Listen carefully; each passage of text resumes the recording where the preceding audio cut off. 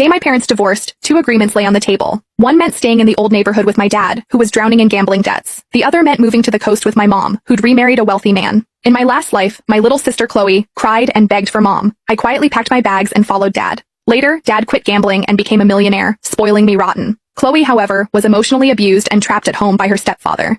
She eventually succumbed to depression and passed away. This time around, Chloe snatched the cigarette from dad's hand and hugged him tight, refusing to let go. Jade, I feel for dad. You go to mom's, okay? I'll keep the good life here for you. Dad paused, then affectionately stroked Chloe's head, a look of relief on his face. I said nothing, picking up the train ticket for the coast. Chloe didn't know that in my last life, dad only quit gambling because I, riddled with a brain tumor, worked myself to death to pay off his debts, coughing up blood. My life was the price for his temporary peace. Now, reborn, with no debt collectors banging on the door, all I wanted was a good night's sleep. I picked up my duffel bag. Get out, go find your mom, the one who only cares about money. Dad waved his hand, like shooing away a fly. Chloe hid behind him, making a childish face at me. Her lips exaggeratedly formed the words, "Sis, don't come begging me for money later." I just smiled, saying nothing. Then I turned and walked into the rain. I pulled my neck into my shoulders, feeling a chill seep deep into my bones. Honestly, it didn't matter where I went. I just wanted to find a quiet place to endure these last few moments. No more hearing the gambler's creditors banging down the door. No more smelling that sickening stench of cheap cigarettes. Mom's black Mercedes pulled up at the end of the alley.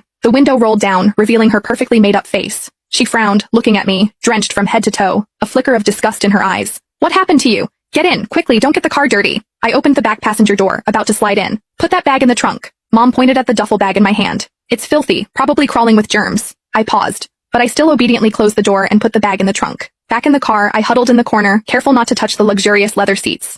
The heater was on full blast, but I still felt cold. "Jade, once we get there, you need to be sensible." Mom drove, glancing at me in the rearview mirror. "Your stepfather doesn't like noise. Don't leave your room unless you have to. Eat quietly, and don't drag your feet when you walk. And never mention your dad. He's bad news." I looked out at the rain streaking past the window and nodded. Got it. The familiar spike of pain lanced through my head again. My vision blurred for a second. I reached up and pressed my forehead. "What's wrong?" Mom asked, her tone laced with impatience. "Nothing, just car sickness," I said. "So delicate," Mom scoffed. "Just like your dad." I closed my eyes, swallowing back the metallic taste of blood that welled up in my throat. Next time, no way I'm signing up for this again. The drive took 5 hours. By the time the car pulled into the Hillside Villa community, it was pitch black outside. Though ablaze with lights, the whole place felt eerily dead. "We're here." Mom parked the car, touched up her lipstick, and took a deep breath.